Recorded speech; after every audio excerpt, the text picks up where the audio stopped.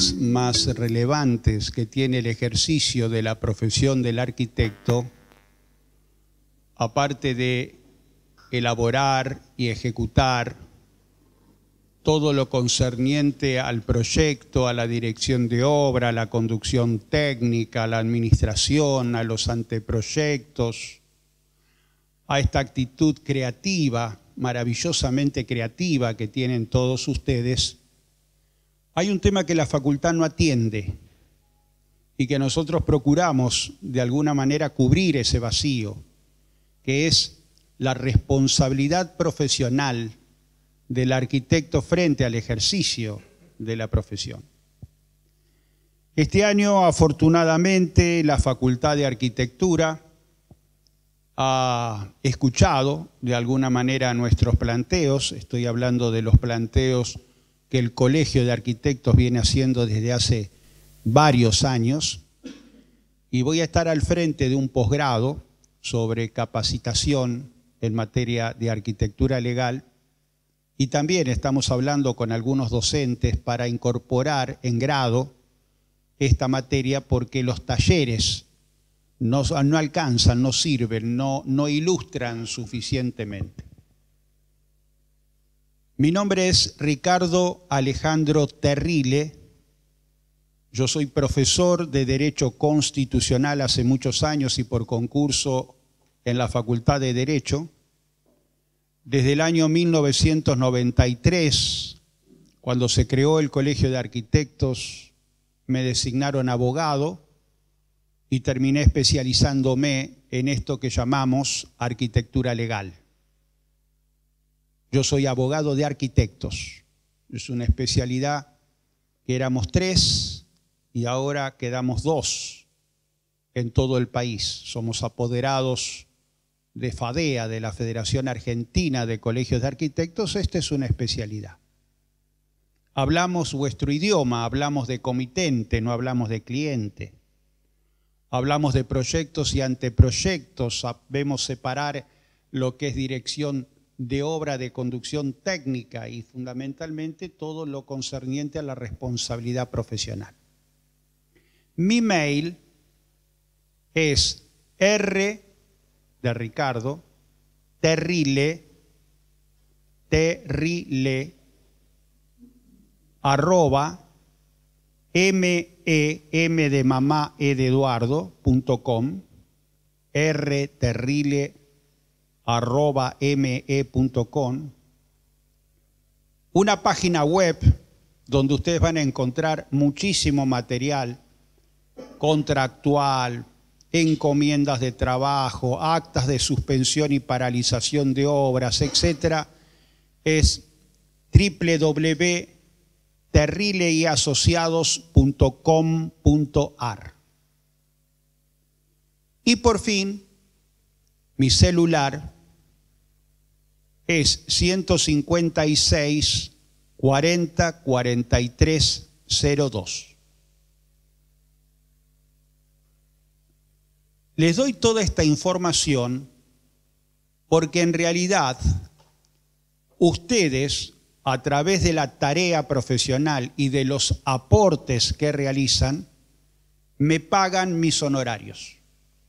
El Colegio de Arquitectos abona mis honorarios profesionales todos los meses para que yo los pueda ayudar, para que ustedes tengan en mí una colaboración necesaria, imprescindible, rápida, inmediata.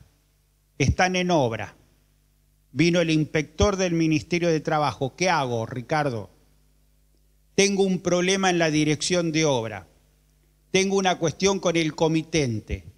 Me acabo de pelear con el comitente y no sé si tengo que mandar o no tengo que mandar una carta documento, el celular.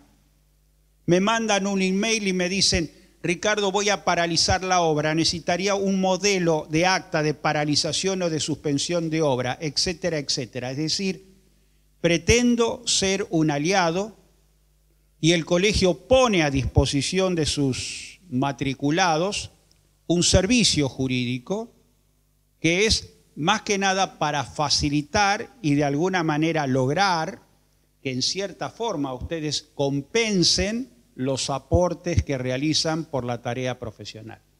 ¿Ok? ¿Cómo sería el punto de partida?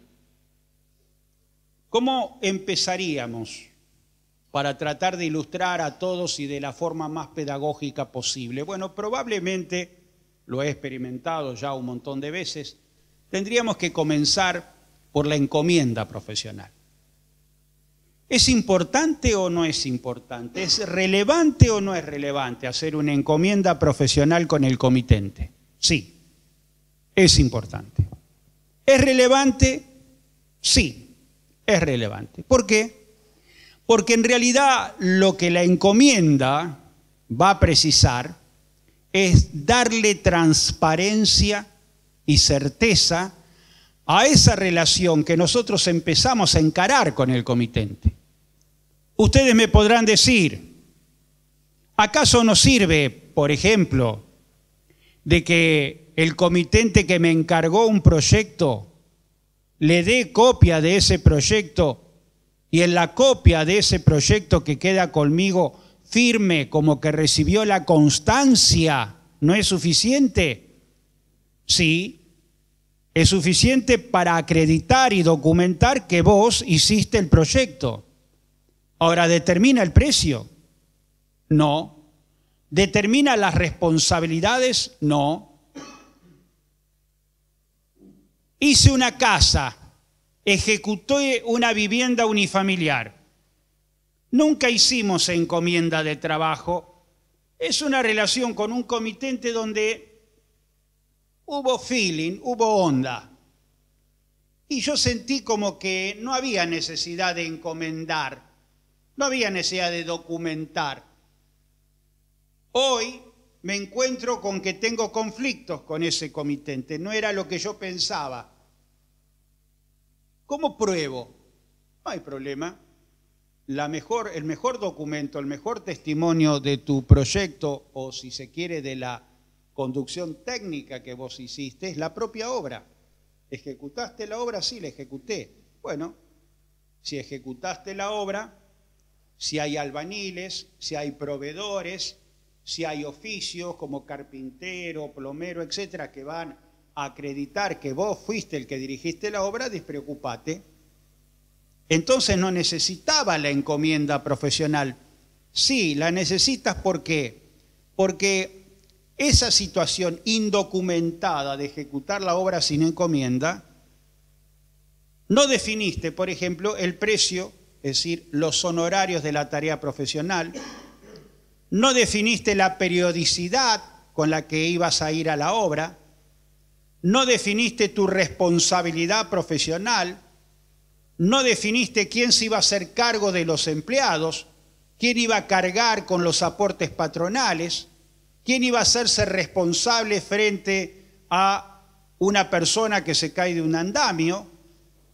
Y evidentemente hay un montón de situaciones que no están traducidas, no están documentadas, por lo que es importante, reitero, y relevante firmar una encomienda. Entonces, el punto de partida, decía, es suscribir una encomienda. ¿Cuáles son las ventajas? Primero, definir quién es el comitente.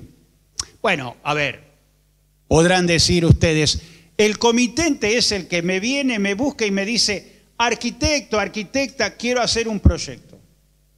No, el comitente no es ese. Porque si ese comitente le encarga un proyecto en un PH donde afecta espacios comunes de uso común, imaginemos la terraza, o espacios comunes de uso exclusivo, como por ejemplo un balcón, quiere cerrar el balcón, mi comitente tiene que tener la autorización del consorcio. Y si no, van a tener un enorme problema con obras particulares, porque obras particulares en algún momento del proceso le va a requerir la autorización del consorcio. Entonces ustedes deben saber que cuando firman la encomienda y donde están ejecutando un anteproyecto, un proyecto, una dirección de obra, una conducción técnica, una representación técnica en un PH, primero deben cerciorarse si van a afectar espacios comunes de uso común. En un PH el ejemplo típico es la terraza, el lobby de ingreso, las medianeras, los ascensores, o un espacio común de uso exclusivo, un palier, un balcón, lo más común es un balcón. Piden el cerramiento de un balcón para ampliar de alguna manera la capacidad del departamento en función de que ha crecido la familia, hay una criatura por nacer, pero cerrar el balcón va a cambiar la estética del edificio, de tal manera que el consorcio es el que tiene que dar la autorización. ¿Y cuándo en el PH no requiero, no necesito en consecuencia esa autorización del consorcio? Cuando estamos en realidad más que nada en un aviso de obra.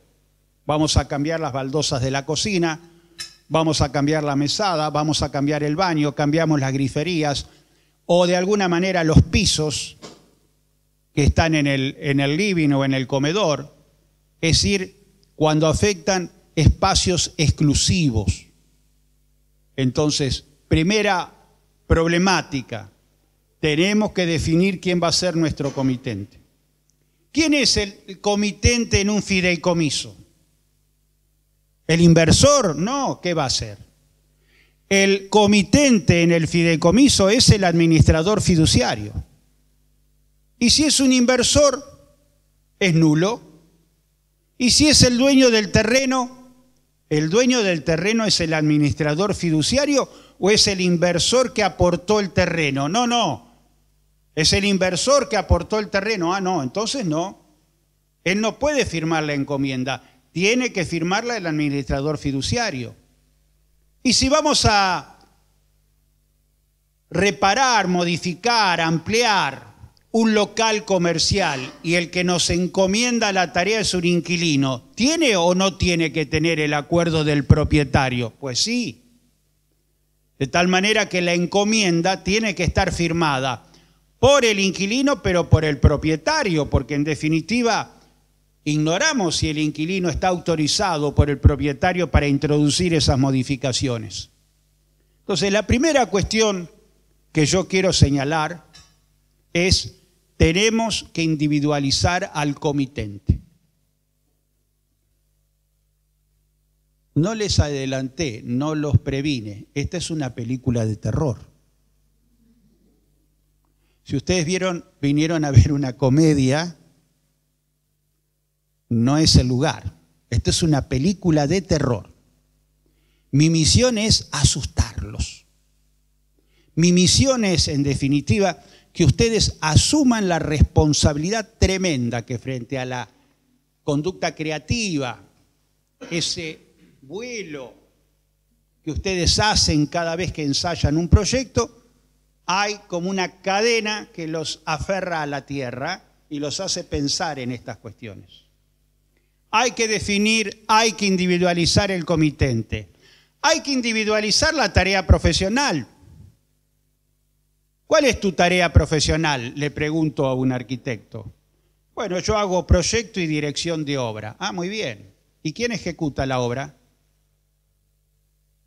Yo. Entonces vos no hacés dirección de obra. Vos hacés conducción técnica. No, no. Yo hago proyecto y dirección de obra. Fíjese acá en la encomienda, dirección de obra. Pero ¿quién es el conductor técnico de la obra? El negro Olivera, el corto Rodríguez. Los que vienen con la bicicleta, construyen, son los albañiles. No, no, ellos no son profesionales. Es ejercicio ilegal de la profesión, tiene que haber un conductor técnico.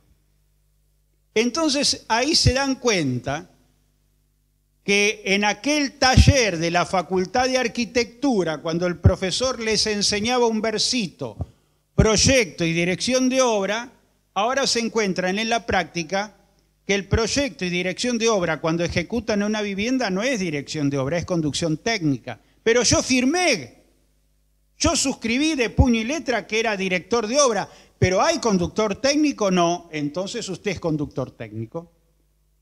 No puede una obra no tener conductor técnico.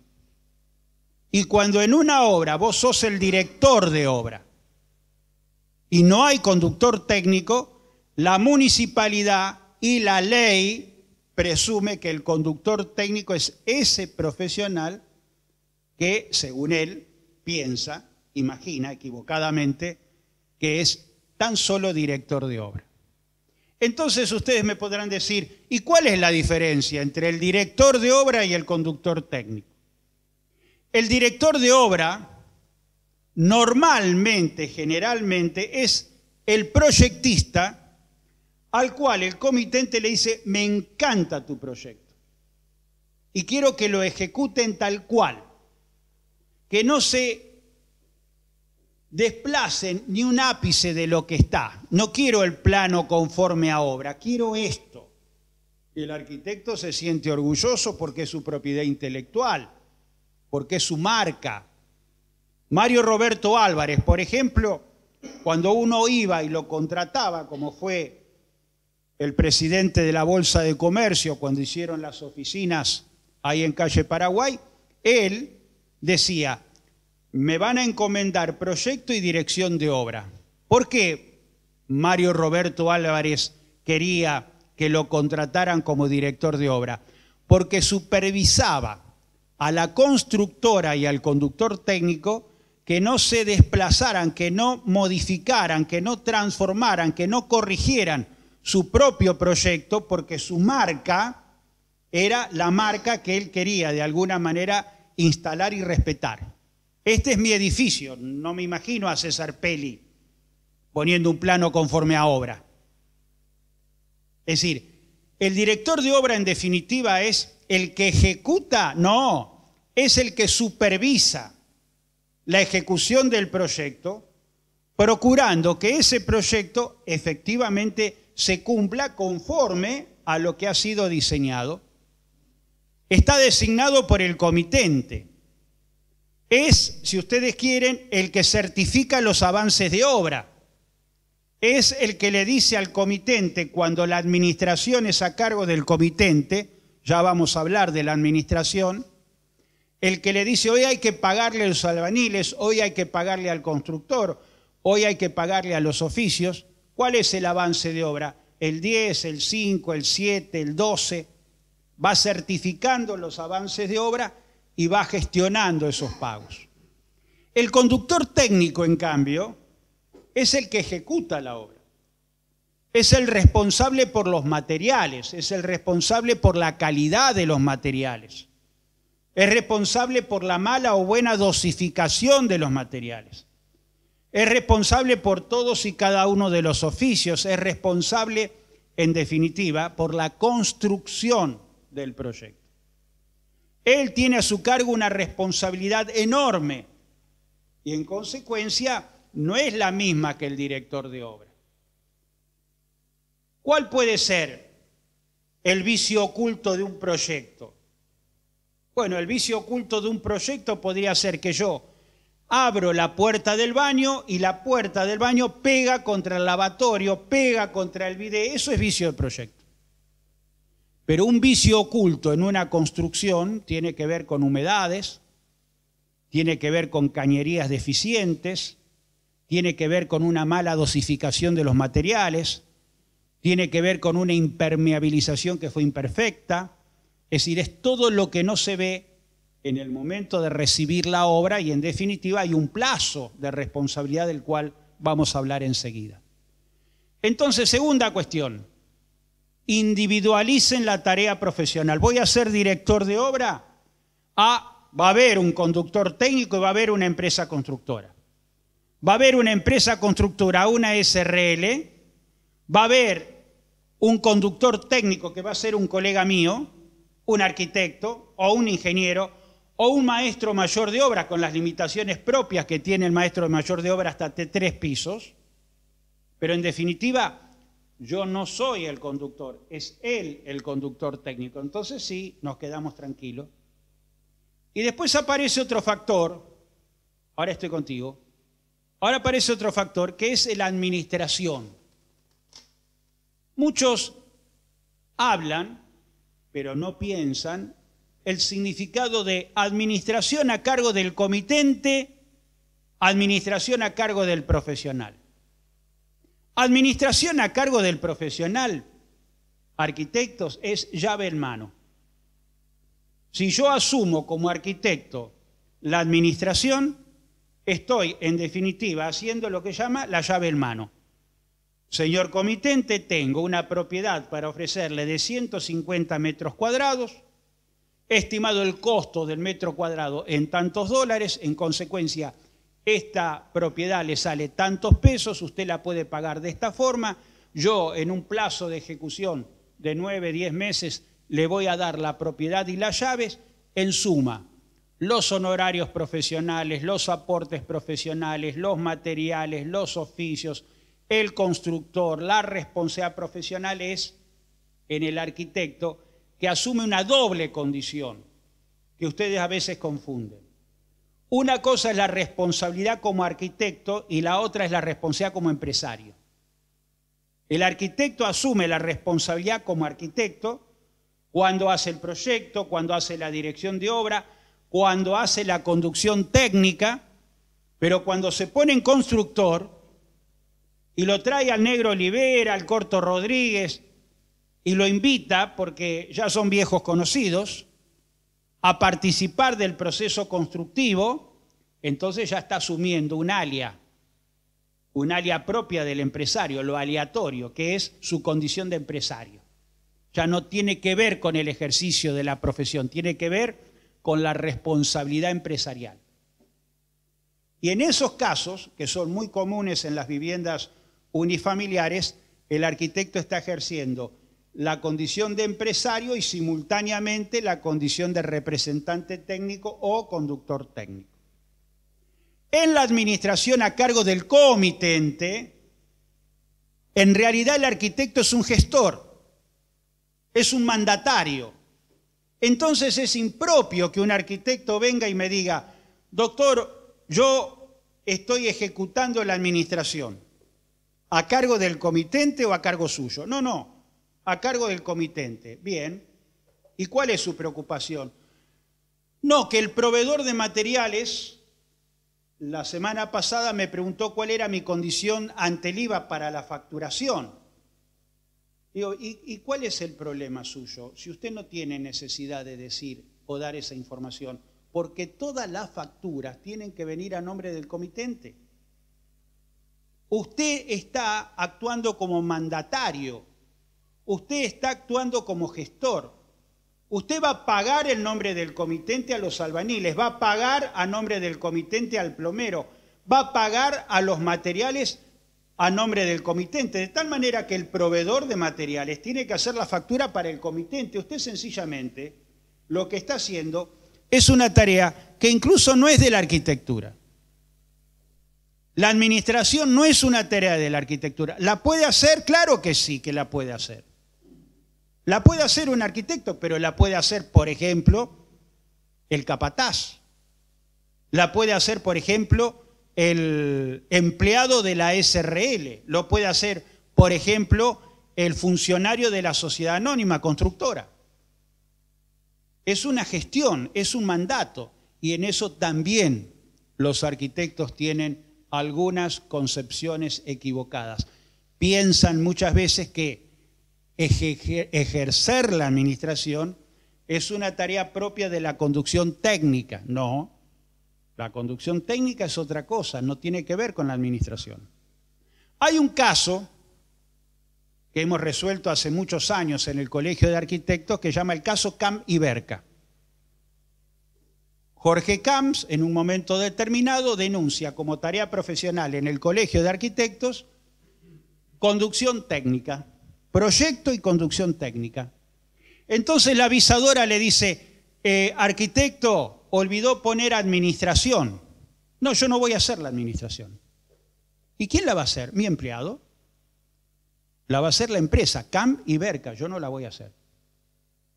Es el gerente de la empresa el que va a pagarle a los empleados, va a pagar los oficios, va a pagar los materiales, yo no lo voy a hacer. Yo hago la conducción técnica.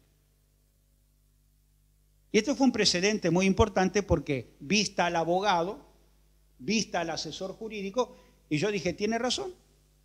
No es una tarea obligatoria, no es una tarea como la conducción técnica o como la dirección de obra o como el proyecto, que en realidad no la puede hacer un abogado, ni un contador, ni un notario, ni un escribano, lo tiene que hacer un profesional de la construcción, arquitecto, maestro mayor de obra o ingeniero. Entonces, esto es el segundo aspecto que yo quería señalar, el tema vinculado a la tarea profesional. ¿Cuál es la tarea que ustedes van a ejecutar? ¿Proyecto? Punto, nada más, ok. ¿Proyecto y dirección de obra? Fantástico. ¿Proyecto y conducción técnica? Maravilloso. ¿Proyecto, conducción técnica y administración a cargo del comitente? Tengan en cuenta ese factor. Son gestores. ¿La pueden ejercer? Sí. El tema es que hay que definirlo en un convenio.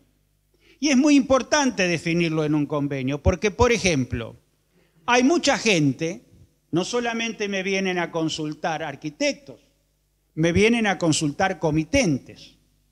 Y me dice una mujer hace 2 semanas atrás, mire, lo vengo a consultar porque yo sé que usted de alguna manera está vinculado, especializado con estos temas de la arquitectura. Tengo un muchacho que parecía tan bueno. Usted no sabe, tiene una cara de bueno, pero es un atorrante. ¿Por qué? Porque está ejecutando la propiedad y yo, a ver, viene 2 o 3 veces a la obra, le deja las indicaciones al capataz, da una vueltita, mira y se va. ¿Acaso no tiene que estar lunes, martes, miércoles, jueves, viernes, 8 horas? Es decir, la mujer piensa que cuando contrata al arquitecto está contratando provisoriamente, temporalmente, si ustedes quieren, una relación de dependencia. Ahora, ¿cuánto tiempo tienen que ir a la obra? ¿Cuánto tiempo van a la obra? Yo voy 3 veces, yo voy 2, yo voy 1, yo voy 4. Yo tengo un buen capataz, en consecuencia con 3 veces está bien, 2 horas. ¿Y eso dónde está escrito? ¿Dónde está establecido? ¿En qué ley? ¿En qué norma? ¿En qué ordenanza? En ninguna. Eso tiene que estar en la encomienda.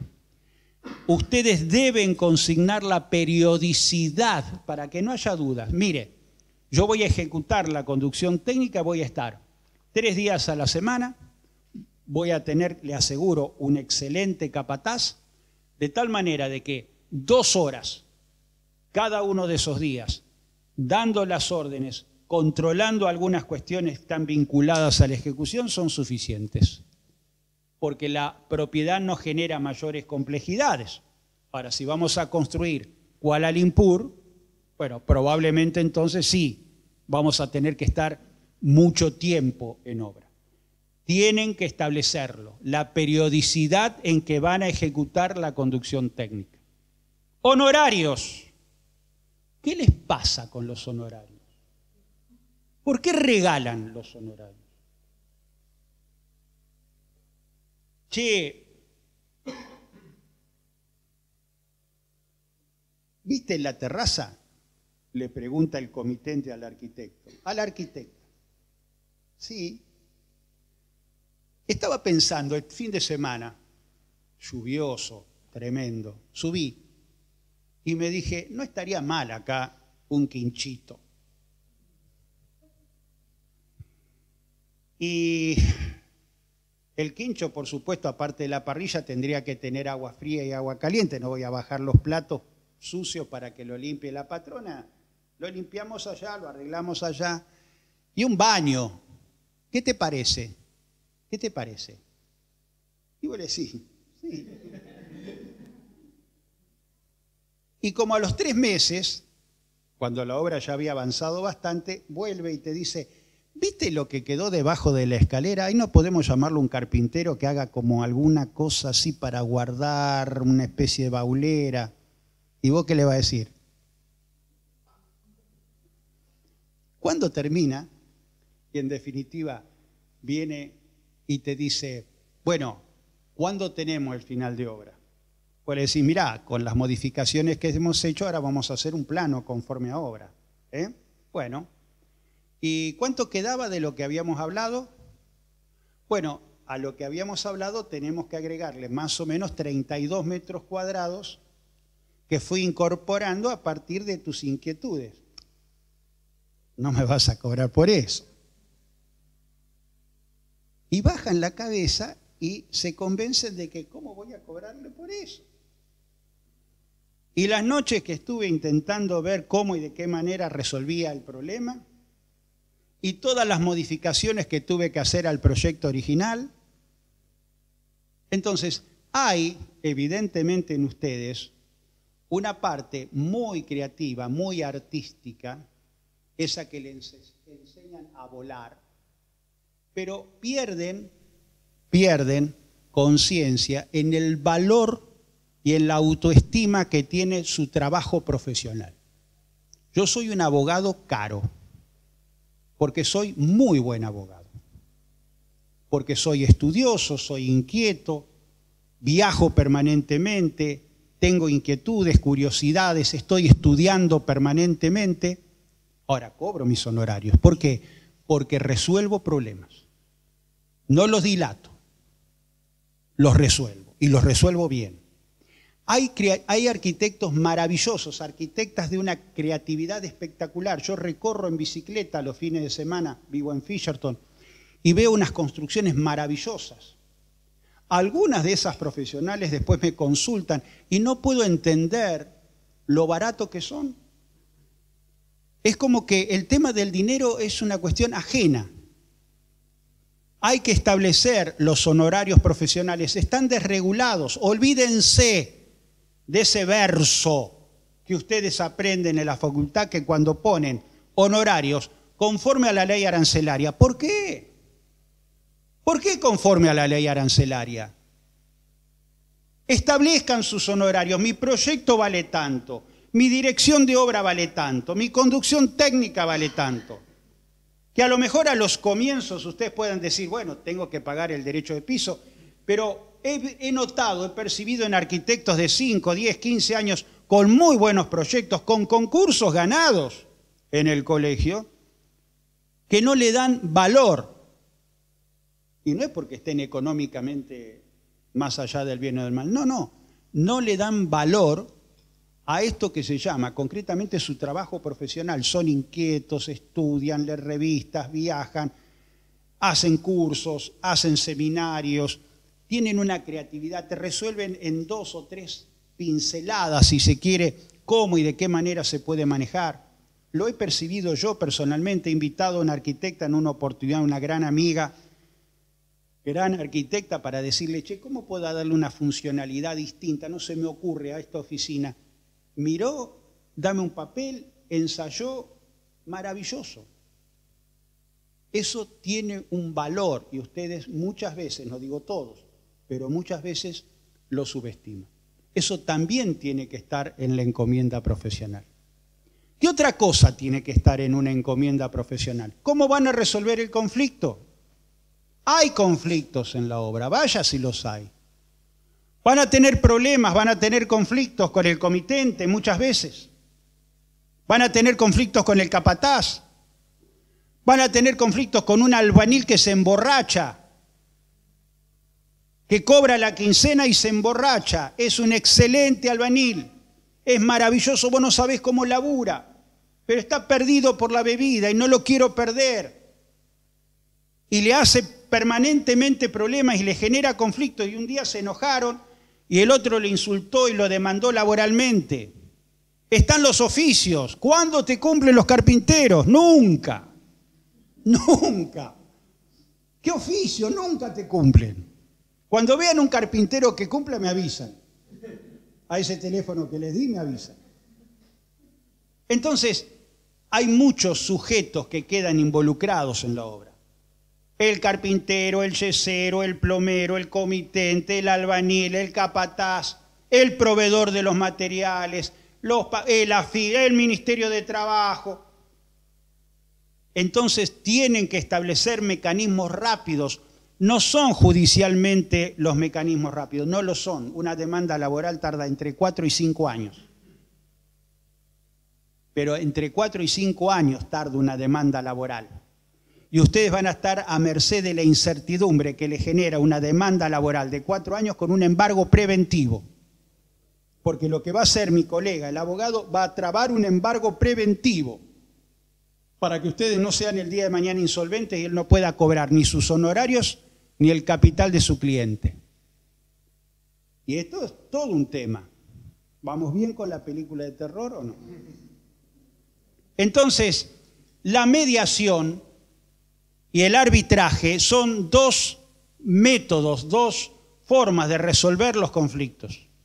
Ponerse de acuerdo con la mediación de que frente a un litigio van a acudir a un mediador o que frente a un conflicto determinado van a elegir un árbitro. El mediador, el árbitro en 72 horas, en una semana resuelve el tema. ¿Cuál es la diferencia entre el mediador y el árbitro? El mediador trata de acercar, es un amigable componedor, facilita la comunicación, pero no resuelve. Si vos y vos se ponen de acuerdo, el mediador triunfa. Pero puede ocurrir que ninguna de las dos partes dé su brazo a torcer y el mediador no puede hacer nada. Se queda inhibido, no puede. Es un facilitador, no hace otra cosa. En cambio, el árbitro es una figura interesante, porque vos le exponés al árbitro cuál es tu situación, tu requerimiento. Y vos le exponés al árbitro por qué te oponés, por qué rechazás esa interpretación. El árbitro se nutre de las dos posiciones. Puede eventualmente decir, bueno, voy a ir a la obra y voy a verificar esta situación. Y dicta un laudo, que es una especie de sentencia privada y es obligatoria para las partes. ¿Cuánto tarda en resolver un árbitro? Una semana. Entonces, en obras de envergadura, que no están limitadas a una vivienda unifamiliar, cuando están haciendo un complejo habitacional de 5 losas, 10 o 12 losas, estas figuras, el mediador, el árbitro, son relevantes, son importantes, utilícenlo. Otro tema que tiene que estar presente en la encomienda, el plazo de ejecución de obra. Yo quiero, por favor, que hoy me digan un misterio que tengo. El 95% de las encomiendas de trabajo dicen plazo de ejecución 6 meses. Es una cábala eso. Le pregunto al arquitecto, ¿6 meses? ¿Vas a hacer 12 losas en 6 meses? No. ¿Y por qué pones 6 meses? No, porque, a ver, qué sé yo. Utges me dijo.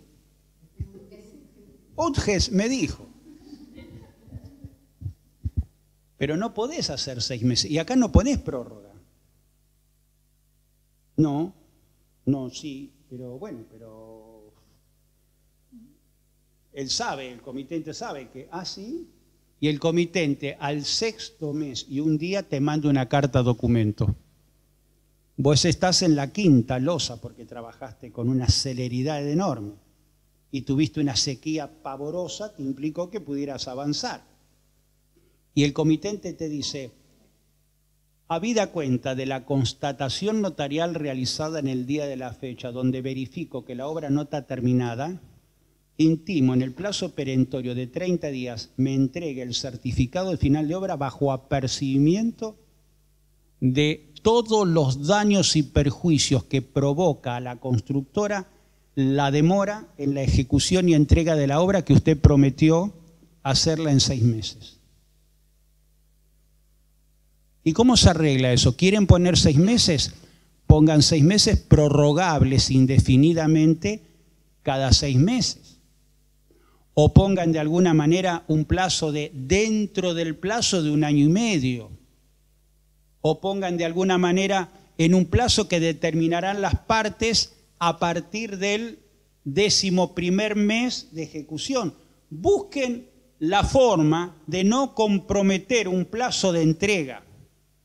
Porque entre las medidas de fuerza, los paros, los piquetes, la situación salarial, los convenios colectivos, la lluvia, el tiempo, etc., Esto hoy, con el nuevo Código Civil, es pavoroso.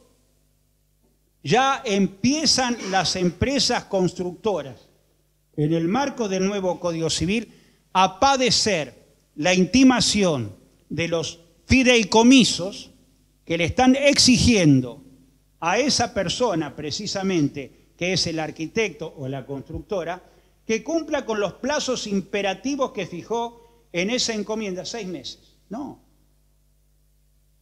El tema de la responsabilidad. Pero antes de entrar en el tema de la responsabilidad, que es cuando las luces se apagan, que ya tengo concertado acá, y empieza una música muy lúgubre, vamos a darle la palabra al arquitecto que me pedía la palabra. Bueno. Sí.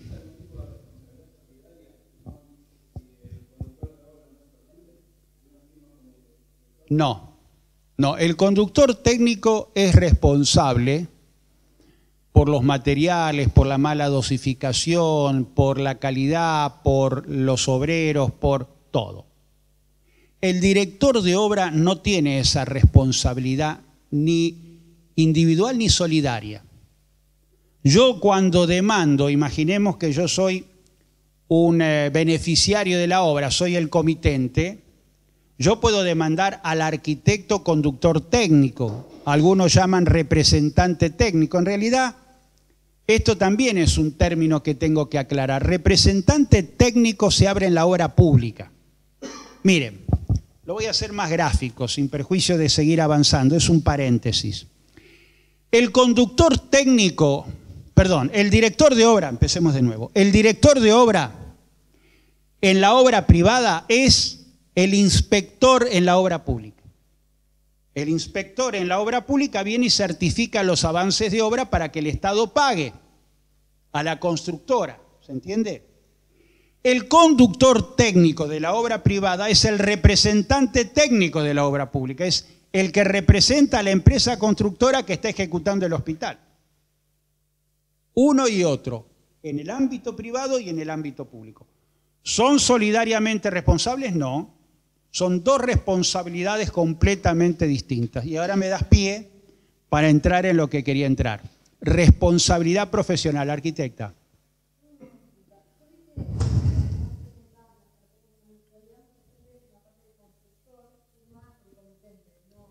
Sí. Bien. Eso es un error de la municipalidad y un error que por omisión hacen ustedes. A ver, es muy oportuno lo tuyo. Mientras a ustedes lo preparan para ser creativos, son verdaderos artistas, a nosotros en la facultad nos preparan para ser gallos de riña. No me mires mal porque te voy a plantear una demanda por calumnias e injurias.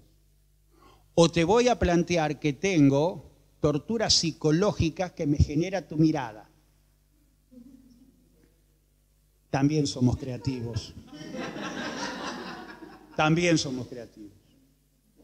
De tal manera que cuando yo, como comitente, con una arquitecta amiga, encaré una obra en mi casa y la municipalidad me dijo, venga a firmar la carátula como constructor, yo le dije, yo no soy constructor. Yo no soy constructor. No, pero usted tiene que firmar como constructor. Yo no soy constructor. Y esto es muy importante, porque fíjate vos, hay algo que muchos arquitectos, por no decir todos, desconocen. La ley es una ley de facto, una ley sancionada en la época de Onganía. Es la ley de la construcción. En la ley de la construcción dice que los albañiles, las personas, la mano de obra, pueden demandar al comitente siempre que el comitente sea constructor. Pero si Terrile no es constructor, ¿yo soy responsable frente al albañil? No. ¿Quién es responsable frente al albañil si yo, comitente, no soy constructor? El arquitecto. De tal manera que la municipalidad, a través de obras particulares, circunstancia que por supuesto apelé, impugné administrativamente, fue a la justicia, el juez me dio la razón. Yo cada vez que presento un expediente, la directora de obras particulares sabe que yo no voy a firmar como constructor, pero como ustedes callan la boca, ustedes firman, o el comitente firma como constructor. El comitente no debe firmar como constructor. No debe firmar porque no es constructor. Debe haber una empresa constructora. Y si no hay una empresa constructora, evidentemente vamos a tener que empezar a cambiar criterios. ¿Por qué? Porque hay una cultura en materia constructiva donde el arquitecto está acostumbrado a asumir la condición de empresario, cuando esa condición de empresario no es la condición de arquitecto, es más, se le suma al arquitecto la condición de empresario. A mí me gusta una encomienda de trabajo, por ejemplo, que diga que el propietario se hace responsable de la contratación del personal. Yo no digo que el propietario comitente es el constructor, pero contrata al personal. Yo voy a poner en la encomienda que el propietario contrata los materiales, que el propietario contrata los estudios de suelo, que el propietario contrata los oficios, que el propietario en definitiva contrata todo porque yo voy a ser el conductor técnico lisa y llanamente.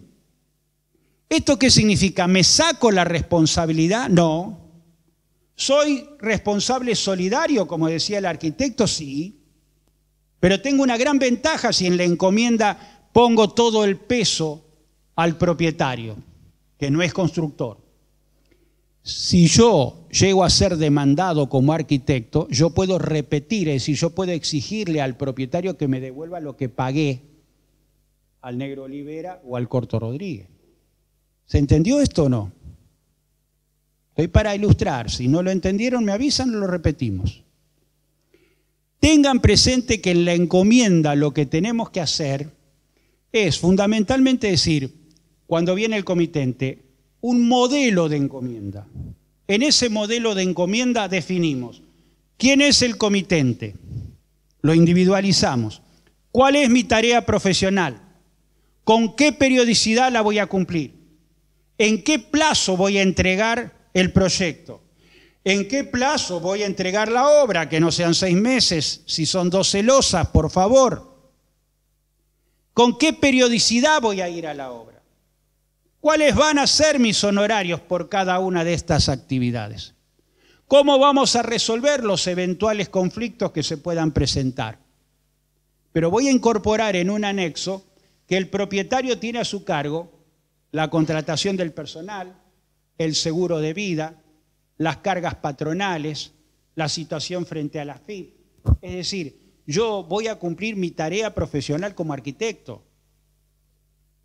Y esto, lamentablemente, no lo hacen. Ahora, no lo hacen porque no firman encomiendas, la subestiman, o si la hacen, usan un formulario obsoleto, que es lo que vamos a cambiar ahora. Yo elaboré un formato nuevo que ya tiene el colegio para su estudio, donde lo vamos a publicar y donde ustedes van a tener ahora un nuevo formulario, donde va a contener una especie de póliza de seguro.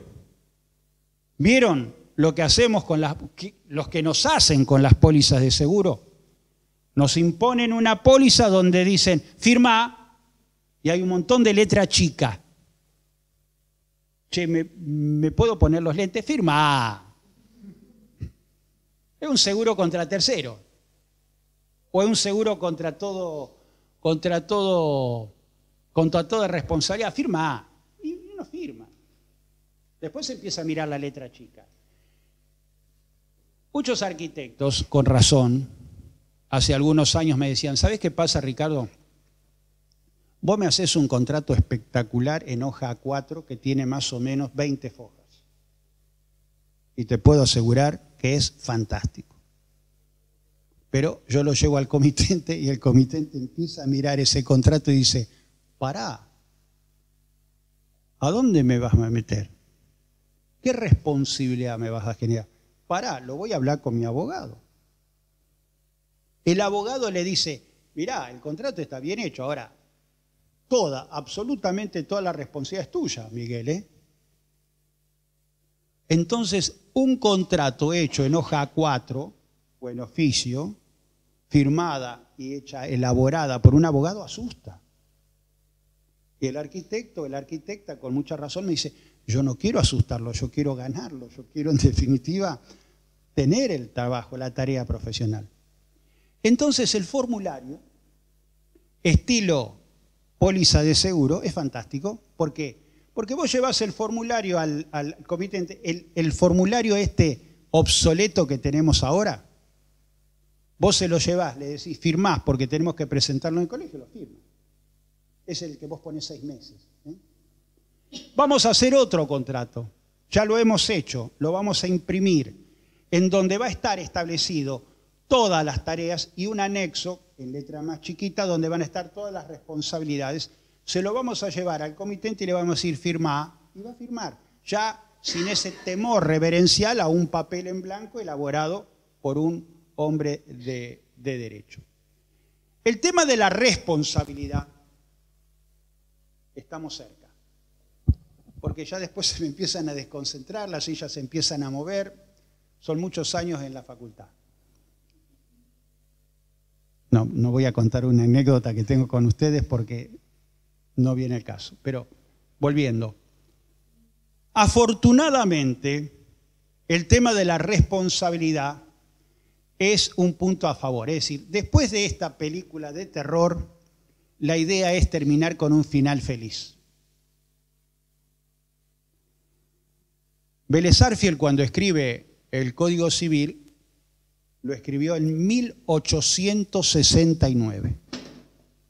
1869.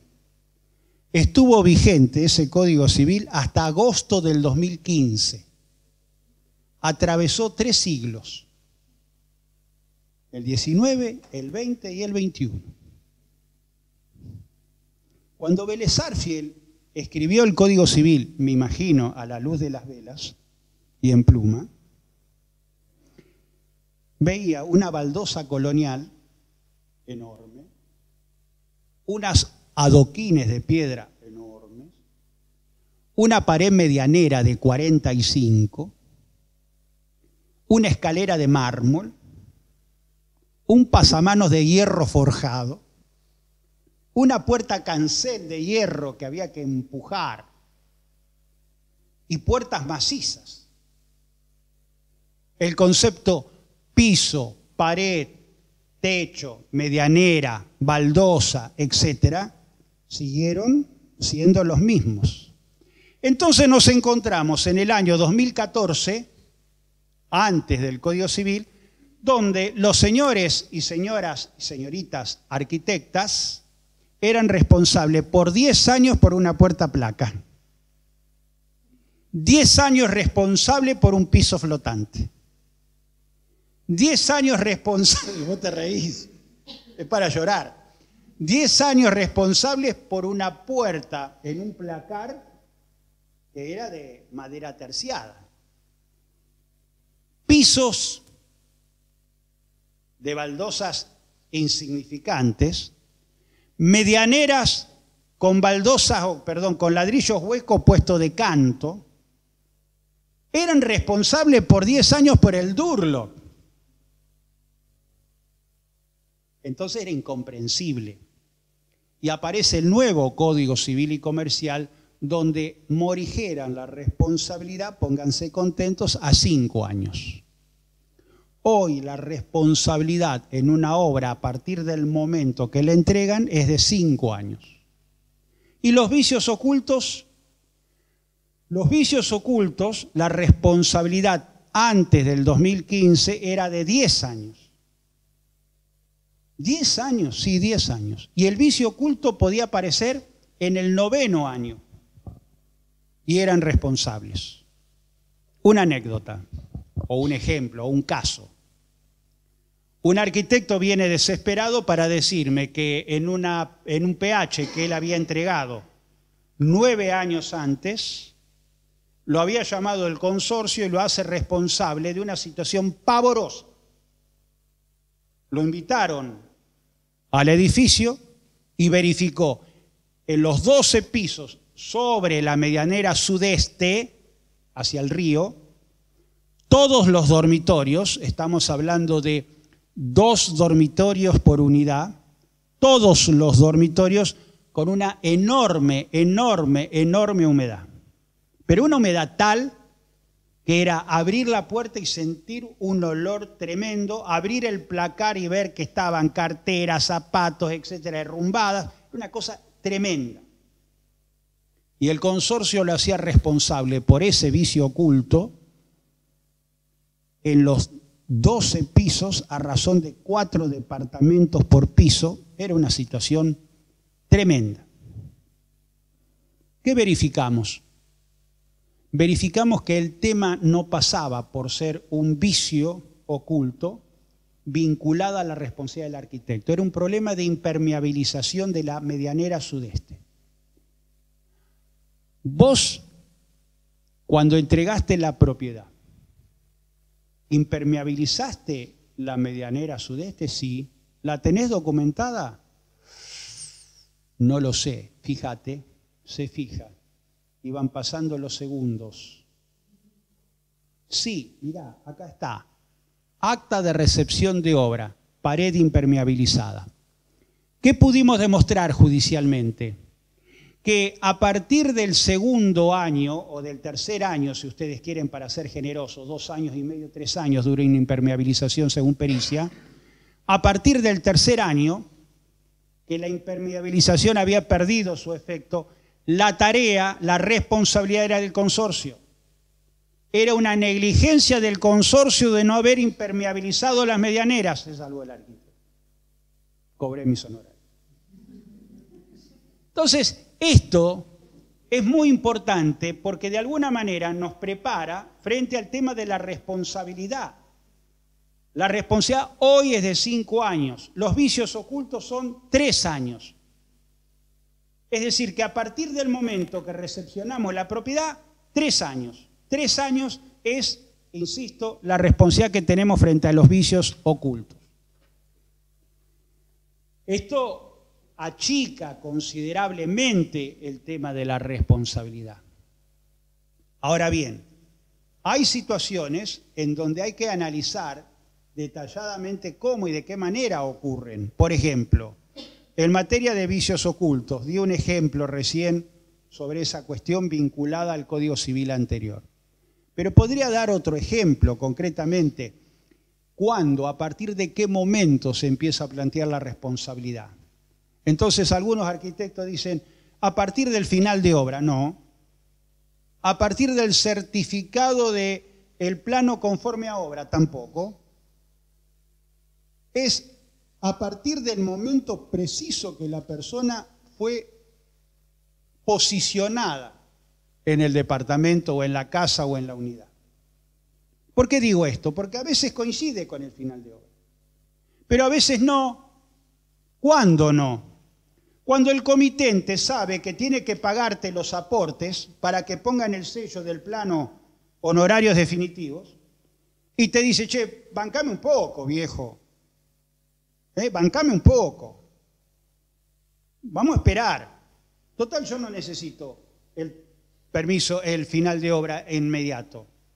Eso sí, este fin de semana hago la mudanza, porque se me termina el contrato de locación. No me vas a hacer pagar la comisión inmobiliaria, el alquiler anticipado, etcétera. Prefiero poner toda esa plata en la construcción nueva. Y ocupa el inmueble. Y al ocupar el inmueble y demorar el final de obra, en 10 años a lo mejor no pesaba tanto, pero en 5 años, que demore el final de obra 1 año, es 1 año que le quitan a ustedes, en realidad, le quitan a la responsabilidad, le suman a la responsabilidad. Entonces, tengan presente esta cuestión de la responsabilidad. Por eso aparecen, para finalizar, sin perjuicio que no vamos a agotar el tema en 40 minutos, las grandes herramientas que tienen que tener en un proceso constructivo. Primero que nada, la encomienda, ya se los expliqué. Segundo, el acta de paralización de obra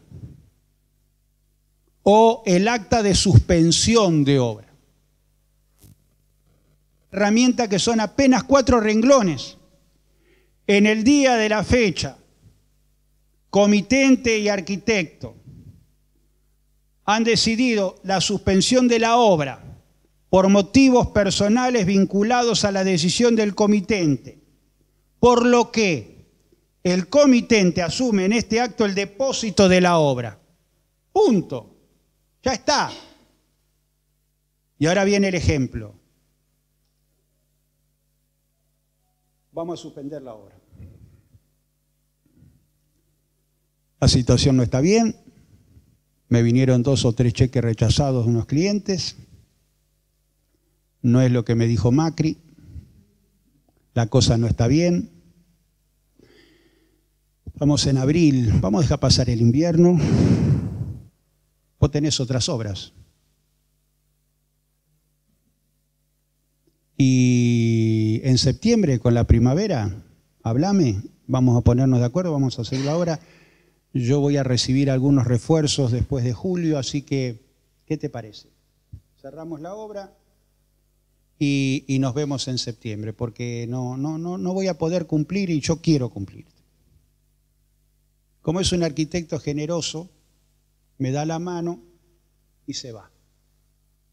La obra se cierra, él no hizo ningún acta como le sugirió el doctor Terril en ese curso de capacitación que había dado en abril del 2018, y 2 chicos que están jugando a la escondida, qué cosa maravillosa para un chico, una obra en construcción para esconderse, sube las escaleras, se cae y se mata. Él es el responsable. ¿Por qué? Porque no hizo 4 renglones de un acta de suspensión de obra en la que consignó que el depositario de la obra era en definitiva el comitente. Fíjense, el acta de suspensión de obra, el acta de paralización de obra, es 4 o 5 renglones, paralizás la obra. ¿Qué vas a hacer con esa acta que firmaste? La llevas al colegio, la llevas a la municipalidad y le decís a la municipalidad, durante 4 meses, durante 5 meses, la obra está paralizada, el depositario es el comitente, en consecuencia yo me aparto de esta situación. El acta de recepción provisoria de la obra. ¿Cuánto te falta para terminar? Detalles. Bueno, si son detalles, déjame entrar. Te dije, la semana pasada se me terminó el plazo contractual de la locación. Poner plata en reponer, en pedir un plazo de extensión, vos no sabés lo que es la propietaria, es una bruja total. Hagamos una cosa. Déjame entrar este fin de semana. Yo te aseguro que los chicos se van a portar bien. Son 4 indios, pero yo de alguna manera voy a tratar que se porten bien. Lo cierto es que entran en la obra. No hay acta de recepción. Y en consecuencia se va dilatando en el tiempo la ejecución de la obra. No me martillé la casa el fin de semana, te lo pido por favor, no entré, dejá. En todo caso suspendé y lo hacemos la semana que viene. Total, me estoy manejando bien. Entonces, se va supeditando, se va dilatando la recepción final de la obra, la persona está viviendo y en consecuencia está generando los chicos, la mujer, el uso, los amigos, los asados, los domingos, un montón de situaciones que evidentemente no están documentadas. ¿Vos qué tenés que hacer? Muy sencillo, mira, no hay ningún problema, pero hagamos una cosa, hagamos un acta de que vos estás recepcionando la obra. El Código Civil nuevo dice expresa y literalmente lo siguiente: la recepción de la obra por parte del comitente sin reservas presume que la obra está perfecta. My God, qué maravilloso. Si el comitente firma eso, que es la recepción, y no dice, no hace ninguna reserva, si no pone, por ejemplo, al pie que va a tener un periodo de prueba de 60 días o de 30 días. Es decir, lisa y llanamente, en el día de la fecha recepcioné la obra ubicada en tal calle, está ese comitente renunciando a los vicios redivitorios. ¿Qué son los vicios redivitorios? Los vicios burdos. Cuando en una azotea las juntas no están bien hechas, cuando la puerta está desvencijada, cuando las paredes, la carpintería no está bien estacionada. Es decir, lo burdo, lo que se ve, lo notorio. Lo aparente, se le dice, lo aparente. Lo oculto es lo que no vemos, las cañerías que hay para acá, de electricidad, de agua, etc. Entonces, fíjense, acta de recepción provisoria, acta de recepción definitiva. Y el otro factor que yo siempre incorporo y que muchas empresas constructoras de las cuales soy apoderado están utilizando desde hace varios años con éxito, se llama manual de mantenimiento. El manual de mantenimiento, ustedes saben que yo escribí una obra que publicó el Colegio de Arquitectos, ¿la tienen a esa obra? ¿La tiene alguno? ¿No? Bueno, pídanla, pídanla. Es una obra que se llama Croquis Normativos. Y en esa obra de croquis normativos yo hago prácticamente un detalle de todo esto que estamos hablando y transcribo un manual de mantenimiento que yo he utilizado. El manual de mantenimiento fue una inspiración, si ustedes quieren, un día que salgo con mi flamante auto y me corre el vendedor, me dice, doctor, tome el manual de mantenimiento. Tiene que venir a los talleres oficiales a los 15.000 kilómetros. Si usted viene al taller oficial, le vamos a cambiar los repuestos, le vamos a hacer el cambio de aceite por el aceite que nosotros usamos, que es Shell, con los repuestos originales. Y si usted hace el service, nosotros le garantizamos cualquier desperfecto que pueda tener el auto dentro del periodo de garantía. Y a mí se me ocurrió, ¿cómo no pensamos nosotros en hacer un manual de mantenimiento cuando entregamos la recepción definitiva de la obra? Entonces, el manual de mantenimiento lo tienen en ese libro, lo pueden copiar, adáptenlo. Ustedes lo que están haciendo con el acta de recepción definitiva de la obra, dice, en este acto se entrega la obra ubicada en tal calle, conforme el expediente municipal tal, y se adjunta un manual de mantenimiento que el comitente reconoce recibir. El manual de mantenimiento le está diciendo, ustedes le está diciendo al comitente, mira, el primer año me tenés que llamar para que yo fiscalice las azoteas, fiscalice los ascensores, fiscalice las escaleras, fiscalice los herrajes, las aberturas de madera. En el segundo año tengo que venir para hacer tal cosa, tal otra. Es decir, durante 5 años ustedes van a fiscalizar la obra. No se van a divorciar de la obra, van a seguir en un proceso de relación con esa obra. Precisamente encargándoles, diciéndole al comitente qué es lo que tiene que hacer. En ese manual de mantenimiento usted le va a decir, yo puse tal pintura, tal laca, tal grifería, tal material. Van a describir el material que ustedes pusieron. Y van a decir que todos esos años tienen que llamarlos a ustedes. Y en la medida que los llame a ustedes, ustedes entonces se van a hacer garantes durante 5 años de esa obra. Por otra parte, son garantes de esa obra. Pero lo interesante es que el manual de mantenimiento implica que si no te llaman a vos, vos no te hacés responsable. Y en segundo lugar, te llaman a vos, y esto por favor, acuérdense, cada vez que te llaman te tienen que pagar honorarios. Es tiempo. No está dentro del precio que vos fijaste para la conducción técnica. Te llamaron y vos le vas a decir, mire, para ir a la obra mis honorarios van a ser tantos. No necesitas romperle la cabeza. Es un consorcio. Pondrán en los gastos del consorcio, si es un consorcio, gastos por fiscalización de la constructora, del arquitecto. Usen el manual de mantenimiento. Ustedes no saben lo valioso que es como herramienta. ¿De acuerdo? Sí.